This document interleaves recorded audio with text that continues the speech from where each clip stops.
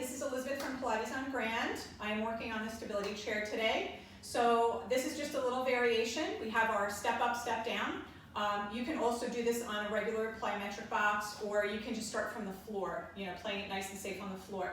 So this is an exercise I like to kind of squeeze in because I am doing expanded ranges leg work. And I want to add in an exercise that allows the pelvis to move in a more natural way. So when we're working on reformer, when we're doing various exercises, we're holding the pelvis really still. Okay, we're not allowing any other movement.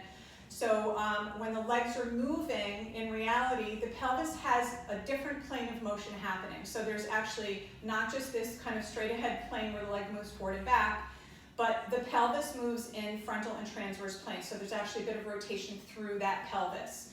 So if one leg goes forward, let's say the right leg goes forward, the right hip is going to rotate with it.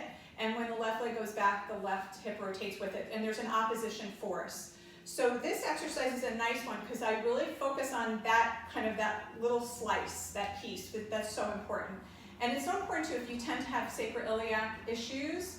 That typically is because the pelvis doesn't work, okay? Something is not right there. So this is a good way to help to, just kind of reinforce some good movement through your pelvis.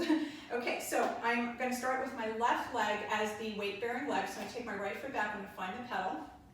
I'm definitely going to start with my hips pretty square here. Okay, so now I want to keep my left knee parallel forward, and I'm going to internally rotate my right hip a little bit, but I keep everything else square. Okay, now I'm going to lower the pedal, and as I lower it, I'm going to focus on rotating the right hip forward.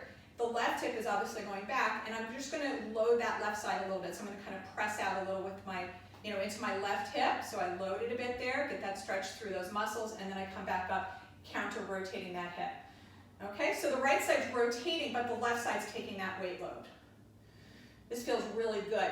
It's like a dynamic stretch. So you're stretching those hip muscles on the left side. And I'm going to do one more on this side now because my quads are starting to talk to me. Okay, and then I come up. All right, this feels so good. Did a big bike ride the other day, so my hips are in need of this for sure.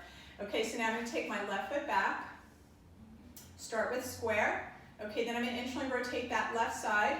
Okay, now I'm going to start to lower the pedal, internally rotate. Feel that weight load in the right, nice big stretch. So I should feel it back here, not here, okay? And if I'm loading correctly, so I'm deepening the hip crease, pressing out kind of towards the back, should not feel tightness in my kneecap. Feels really good. I'm going to do one more on this side. Okay. All right, so that's really it. Really simple stuff. And this will help you to really gain really, really good strength through your hips and your glutes. So be safe. Do the exercise starting on the floor first, and then you can definitely, feel free to work yourself up. Have a wonderful day.